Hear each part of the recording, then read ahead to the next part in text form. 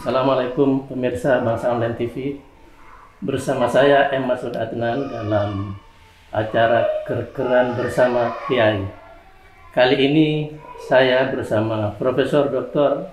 Kiai Haji Imam Ghazali Said MA, pengasuh pesantren An-Nur Wonocolo, Surabaya, Jawa Timur. Beliau juga pengajar di Universitas Islam Negeri Sunan Ampel, Winsa, Surabaya. Dari segi pendidikan, beliau sudah sangat panjang sekali. Pernah belajar di Universitas Al-Azhar, Mesir, lalu melanjutkan ke Universitas Khartoum di Sudan, dan beberapa bulan yang lalu beliau dikukuhkan sebagai profesor atau guru besar oleh Winsa Surabaya. Assalamualaikum Pak Kiai. Waalaikumsalam warahmatullah. Sehat Pak Kiai? Alhamdulillah. Saya bingung nih sebetulnya mau manggil profesor atau Pak Kiai. Ngambil namanya saja. Oh, gitu. Baik, saya kira panggilan Kiai lebih familiar ya. Karena julukan itu atau status itu dari masyarakat langsung. Pemirsa yang saya hormati, Pak Kiai Imam Ghazali Said ini dikenal sangat dekat dengan Gus Dur, bahkan waktu beliau masih muda, karena beliau juga kader NU, dan Gus Dur kita tahu Ketua Umum PBNU 3 periode dan juga Presiden keempat Republik Indonesia. Kiai mungkin bisa cerita bagaimana dulu perkenalan dengan Gus Dur awal mula, karena Yai kan masih mahasiswa itu sangat muda. Gimana ya? Iya. Jadi saya itu mengenal Gus Dur itu pada mulanya lewat tulisan-tulisan Gus Dur di Tempo. Waktu itu saya masih mahasiswa, masih tingkat, dulu namanya tingkat propedus namanya. Jadi tingkat 1 gitu ya. Kandidat, kemudian baccalaureus kan gitu kalau dulu. Nggak seperti sekarang.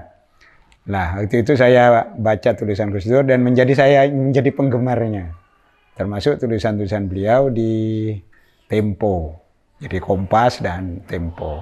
Nah, yang banyak menarik saya adalah tulisan Gus Dur tentang pesantren. Dan itu dijadikan satu buku oleh Kementerian Agama, Departemen Agama dulu namanya. Zaman Orde Baru. Iya, zaman Orde Baru, yaitu satu kumpulan tentang tulisan Gus Dur itu yang sekarang menjadi rujukan orang-orang pengkaji-pengkaji Barat. Biasanya selalu merujuk ke tulisan Gus Dur itu, terutama tulisannya pesantren sebagai subkultur. Oh iya. Nah, ya. Lah, kemudian setelah itu kita ke Yai Nawawi, terus Yai Nawawi sudah malam itu jam 1 malam. Setelah itu ziarah ke Ampel. Saya ini orang yang tidak begitu percaya yang gaib-gaib begitu saya. Ya memang aslinya begitu saya. Kan gak bisa saya buat-buat. Iya. Terus datang ke sana. Dan saya melihat dari jauh saya. Karena saya kan gak bisa masuk gitu. Jadi kan di Ampel itu ada pintu untuk ke kuburan itu. Ke Astayai itu. Kan Sunan Ampel masuk. Di situ kan ada pagar di kuburan itu. Tapi itu ada pintunya. Lah yang pegang pintu itu adalah Yai Nawawi. Saya lihat dari jauh itu Gus Dur itu kayak ketemu orang dan mencium tangannya gitu. Tapi saya nggak lihat yang dicium itu siapa. Nah, nggak lihat. Terus lama, kayak bincang-bincang gitu, duduk gitu. Bukan kayak ziarah, tapi omong-omongan kayak kita sama Pak Masud ini. Nah, cara itu lama, sekitar 1 jam lah lebih mungkin. 1 jam lebih. Saya pikir dalam hati saya, iki sopo yang diajak bicara itu siapa? Kok ada orang ziarah kubur, kok bincang-bincang kayak tamu di kamar tamu gitu. Nah, ya, pertanyaan saya begitu. Setelah itu pulang. Perjalanan dari Ampel menuju rumahnya Mas Nu. Nah, itu gini. Dia cerita itu. Kanjeng Sunan itu ngeten. Pokoknya panjang ceritanya. Nggak usah disampaikan di sini lah. Nah, hanya yang penting itu Ya saya diem aja, dengarkan Setia. Setelah sampai di depan, kan lewat Jalan Darmo itu. Ustadz Medurai katanya. Kira-kira gak percaya. Paling gak percaya ya. Istri saya gak percaya itu kan. Tahu. Paling ini Ustadz ini gak percaya, tertawa saya. Jadi saya gak percaya, habis begitu-gitu saya. Oh, iya, tapi nanti walaupun gak percaya, nanti kan percaya. Katanya gitu. Ini ada ini dasarnya. Orang itu kalau sudah, ini kata Gus Dur ya. Kalau orang itu dibagi yang namanya the star katanya. Jadi manusia ini dalam hubungan dengan Allah itu yang paling tinggi itu yang dinamakan sebagai oleh Ibnu Khaldun kata beliau itu the star, bintang. Nah bintang ini kalau sudah sampai ke tingkat itu bisa berkomunikasi dengan ruh dan bisa berkomunikasi dengan malaikat. Bahasa lainnya kira-kira ini pemahaman saya. Saya itu udah sampai di situ. Sampai nanti guru. Tapi dia bilang ke saya, tapi pada masanya sampai akan mengalami seperti itu. Nah, itu Gus Dur itu bilang gitu. Tapi aku diem aja, aku usah bantahan Gus Dur gitu. Ya, itu. Jadi manusia ini ada tingkatannya. Memang dia masih tertutup dengan alam ini, tertutup dengan untuk berkomunikasi dengan alam gaib. Tapi kalau manusia sudah tinggi, dia itu alam para wali dan alam para nabi, alam para malaikat, ini bisa komunikasi. Dan itulah yang dialami Gus Dur. Kenapa dia, siapa Gus Dur ini? Kanjeng Sunan. Jadi ketemu ini salaman itu Kanjeng Sunan. Mereka nggak bilang Kanjeng Sunan, Mbah Sunan. Ya, Gus Dur bahasanya menggunakan itu. Nah itulah saya waktu itu, tapi saya tidak merasakan apa-apa. Artinya waktu itu ya biasa-biasa aja. Tapi yang saya pikir itu setelah Gus Dur tidak ada. Maka ketika Gus Dur wafat saya datang itu, saya menangis. Nggak bisa membendung. Di ya. Sunan Ampel. Iya, nggak setelah Gus Dur. Karena ingat saya bahwa guru saya itu Gus Dur. Saya merasa guru saya itu Gus Dur. Karena Gus Dur itu dia yang membina saya. Waktu itu saya enggak. Tapi sampean nanti akan mengalami hal yang seperti yang saya alami. Walaupun sampai sekarang saya tak mengalami seperti itu. Tapi sedikit banyak sudah saya bisa tergambar bahwa yang seperti itu pengalaman saya. Sampai setelah itu dalam perjalanan lagi Gus Dur itu bercerita tentang Pak Ali Haidar. Pak Ali Haidar itu bilang Dik Haidar. Itu kan orang Bawean itu. Terus ayahnya itu dulu katanya terus diambil kawin sama ponakan Yai Hasyim, saya nggak tahu ya kayak di sana. Dan itu jadi ya ceritanya Yai Hasyim Asy'ari itu, ya ini ceritanya Gus Dur ini. Jadi siapa namanya? Yai Hasyim, dia itu kan jualan apa? Jualan konveksi di itu cerita jualan konveksi katanya. Kemudian Yai Hasyim itu datang ke pasar itu untuk beli ininya. Terus ditanya, ini berapa? Kan nggak tahu bahwa itu Yai Hasyim. Jadi katanya. Oh, yang jualan itu Mbah Hasyim. Yang jualan Pak Ali Haidar itu ayahnya, Kaji Supri itu.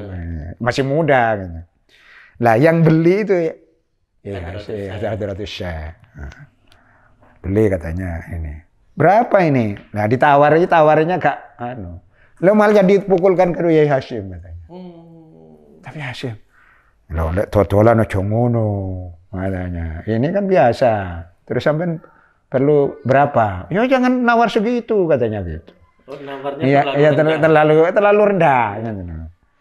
Akhirnya gak jadi. Terus orang datang semua ke ini. Sampean tahu tadi? Gak tahu siapa? Itu Hadratus Syekh Hasyim Asy'ari. Ini sudah salah tingkah katanya. Salah tingkah. Akhirnya dia memberanikan diri ke Teguh Ireng minta maaf gini-gini. Kata Hasyim, kok apa-apa, enggak apa-apa. Ya memang begitu. Saya ini kan biasa, orang biasa. Sudah saya punya ampun-ampun lah. Nah, jalan dari itulah akhirnya dia mengabdi ke Kiai Hasyim dan Hasyim dikawinkan sama keluarganya. Gitu ceritanya. Nah itu yang cerita Gus Dur itu. Jadi Dik Haidar itu ya memang akrab sekali sama ayah saya Wahid Hasyim itu kalau ada apa-apa mesti lari ke rumahnya Pak Haji Sufri itu. Jadi saya dengan Mas Dik Ali ini ya kayak dulur lah katanya. Kan saya tidak memandang siapa walaupun dia itu posisinya apa namanya begitu artinya orang yang dia pembantunya Hasyim gitu ya, tapi saya dia itu seperti saudara saya gitu ya, itulah ya, humanisme Gus Dur itu begitu itu. Kemudian ya itu cerita di perjalanan itu. Terus ada cerita ini setelah apa namanya Gus Dur jadi presiden, singkat cerita begitulah.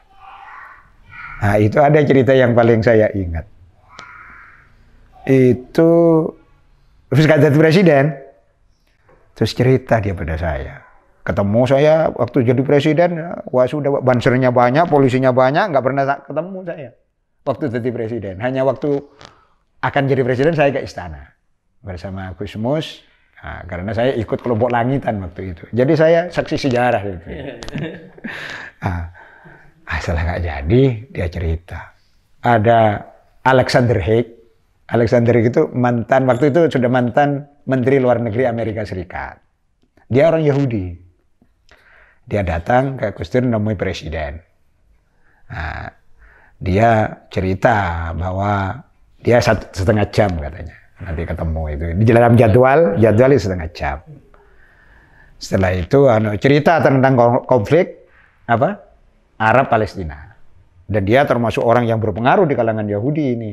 Yang Alexander Haig, iya. Ini kan Israel katanya nggak mau kalah. Dan memang perang, ya menang Israel. Perang 6 hari, walaupun katanya perang 73 katanya Israel kalah, tapi sebetulnya kan nggak sampai kalah. Buktinya Israel masih tetap eksis, masih tetap ada katanya. Kata Gus Dur begini, tapi orang Mesir itu nggak mau kalah katanya. Walaupun perang kalah, tapi bidang diplomasi segala macam nggak mau kalah. Terus tanya si Alexander Haig, buktinya orang Mesir bisa melawan Israel, bisa menang sama Israel apa? Oh iya, kalau orang Yahudi itu kan senang pakai ini, apa namanya? Kopiah. Ya bunder itu. Kalau toko-toko Yahudi kan ada kopiahnya di sini kayak paus itu loh. Warnanya macam-macam. Kalau paus kan putih, tapi dia kalau ada yang hitam segala macam itu. Iya. Itu kan tahu kalau orang Israel tahu menggunakan itu, Mesir nggak kehilangan akal. Apa? Orang Mesir itu kan susunya gede-gede kan. Jadi BH-nya besar-besar. Akhirnya diproduklah itu BH banyak itu, BH yang sudah dipakai itu dikirimlah ke Israel katanya. Kemudian dipakai jadi ini. Jadi Alexander Haig katanya cekikian katanya. Itu Gus Dur itu gitu itu kan membuat suasana menjadi rileks, menjadi enak. Enggak tersinggung. Alexander Haig karena di sini polisi jadi tersinggung. Jadi itu begitu cerita begitu, wah ada cerita, oh ya masih banyak. Katanya Alexander Haig itu jadi nggak jadi hanya 1,5 jam, tadi terus banyak cerita, diberi cerita macam-macam antara hubungan antara orang Yahudi dengan Mesir yang membuat suasana menjadi lebih bagus. Saya kira itu anunya. Mungkin ini Kiai terkait dengan pesantren yang dulu kan pernah diresmikan ya. Iya. Itu historisnya gimana ini? Jadi saya itu menggagas pesantren dan menurut saya kan konsultasi ke kiai-kiai. Pada umumnya kiai itu tidak setuju. Apa alasannya? Karena pesantren itu nggak dibangun fisiknya dulu. Saya kira itu wajar. Jadi orang itu jadi tokoh masyarakat, ada orang jamaah, kemudian orang minta kotaan katanya. Kalau di Anu itu kemudian dia membangun sedikit-sedikit. Kalau cerita pesantren ini kan bangun fisik dulu. Nah, gitu. Jadi nggak ada yang setuju. Terus saya konsultasi ke Al-Maghfurlah, Kiai Abdul Jabbar Adlan. Nah, saya konsultasi, oh ya bener itu. Nah, terus saya setelah itu kemudian minta restu juga pada Gus Dur. Wah ini bener ini orang banyak berpikir sampai termasuk maju. Jadi dia lagi gitu ke saya. Ya saya Gus Dur bilang gitu kan saya senang sekali berkupingnya begini-gini kan. Maju karena orang nggak berpikir. RMI katanya itu sudah ada. RMI itu sudah merencanakan tapi nggak bisa melaksanakan.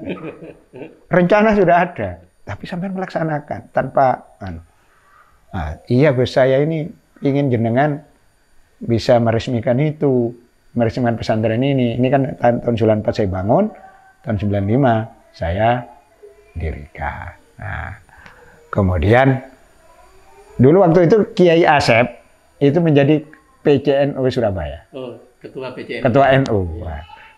Kiai Asep itu ngundang Gus Dur 3 kali nggak pernah datang. Waktu itu. Terus saya ngundang, saya kan bukan siapa-siapa. Saya bukan ketua PC, tidak punya hubungan struktural, tapi saya menjadi pengurus sudah di PWNU, pengurus. Di Ketua Lajnah Ta'lif wan Nashr saya.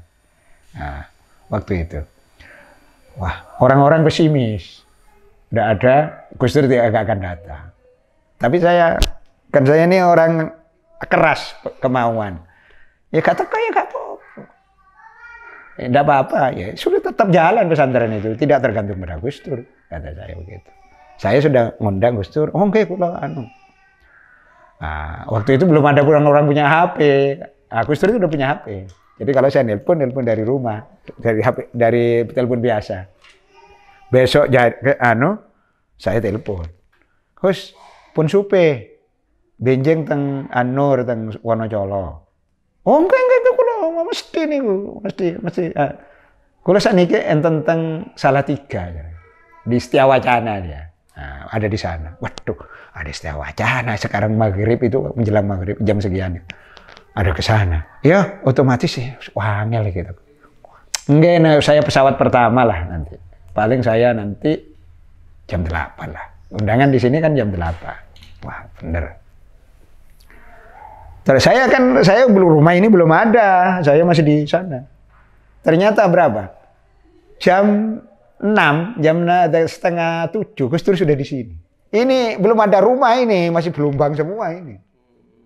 Gus Dur sudah datang. Terus telepon ke saya. Nih, kula penting mriki. Waduh, kalang kabut saya itu. Akhirnya saya telepon Pak Ali Masan, telepon Gus Dur sudah ada di pesantren saya. Orang datang. Saya masih ada di sana di Sidoarjo, rumah saya kan Sidoarjo. Ini belum punya rumah saya. Jadi lebih duluan pesantrennya daripada ini memang aneh juga saya ini. Akhirnya saya datang, waduh. Wah. Pun moten kula niki dikejar-kejar katanya. Waktu itu Gus Dur itu dikejar-kejar oleh penguasa ketua PBNU. Nah, di antara yang tidak suka Gus Dur itu adalah Bupati Lamongan namanya Pak Farid. Nah, Pak Farid itu murid Gus Dur karena Gus Dur itu bertindak oposisi terhadap Pak Harto kan gitu. Jadi itu kan 95 waktu itu. Wah, ini kok kelihatan Gus. Saya setelah ini pulang. Karena saya dipanggil intelijen. Tapi kau usah dipikir. Kata Gus, kau usah dipikir. Kenapa?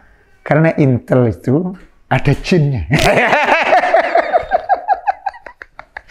Dan kata Gus Dur, dan jinnya itu sudah bilang ke saya, itu sing mereka jenengan nggak berani. Nah Gus Dur itu gitu, tapi itu ngomong guyon-guyon gitu loh. Apa temenan apa enggak saya ya nggak tahu, kayak itu guyon. Jadi apa namanya? Sudah, jinnya itu jin, gitu. Nah, akhirnya setelah itu beliau minta orang-orang belum datang, nggak ada orang di sini. Datang baru ada orang Amerika itu. Datang karena Gus Dur datang sini, ada orang Amerika datang ke sini dan dia menulis buku. Dia di Universitas Arizona, dia peneliti. Dia menulis buku judulnya Jihad ala Pesantren. Nah, saya dikasih itu dan itu menjelaskan satu pasal tentang pesantren An-Nur. Nah, itu Gus Dur itu begitulah anunya. Gus Dur menarik orang ini, orang kalau saya sendiri ya gak mungkin dia datang ke sini. Wong pesantrennya belum ada apa-apanya. Wong pesantren hebat. Ini gak ada apa-apanya. Ini masih belumbang. Tanah di depan ini masih belumbang. Depannya. Hanya yang ada itu aja. Dan itu mobilnya Pak Mas No itu hampir masuk ke Cokrok kok waktu itu yang bawa Gus Dur itu. Jadi itulah hebatnya Gus Dur itu begitu memberi motivasi pada saya. Dan dalam pidato itu, peresmian itu saya bilang waktu sambutan bahwa di antara kitab yang kita kaji adalah Tafsir Al-Maraghi. Tafsir Al-Maraghi ini menurut hasil keputusan Bahthul Masail NU di Situbondo tahun 84. Ini kan 84 kan 95. Kan sudah berapa? Gus Dur kan jadi tahun 84 kan? Jadi ketua umum PBNU. Itu katanya disuruh hati-hati. Nah, ketika saya sambutan, Gus Dur sambutan kan? Teruskan saja itu. Ngaji Tafsir Maraghi itu bagus. Jangan, kitab-kitab yang lama kan kita sudah tahu. Kita yang belum tahu harus kita kaji. Nah, ya, jadi Gus Dur itu menentang arus. Nah, tetapi Gus Dur bilang bahwa sudah kitab-kitab karena ini pesantren mahasiswa, bukan pesantren repetisi. Bukan pesantren mengulangi kitab yang sudah dikaji di pondok ini. Maka di sini saya harapkan, kata Gus Dur itu, adalah mengkaji kitab-kitab yang tidak dikaji di pesantren lain. Nah, itu pesannya Gus Dur. Dan itu melekat di saya sampai hari ini. Makanya saya mengkaji buku, apa namanya, ya ini mungkin sebentar lagi terbit, membaca buku As-Sohyuniyah Ghairil Yahudiyah. Zionisme non-Yahudi. Nah, itu motivasinya sebenarnya saya dari Gus Dur itu. Itu berbicara tentang apa ya? Yang berbicara tentang kuatnya Israel ini bukan karena faktor utamanya bukan karena Israelnya itu sendiri. Tapi karena yang mendukung itu adalah orang Zionis tapi bukan orang Yahudi.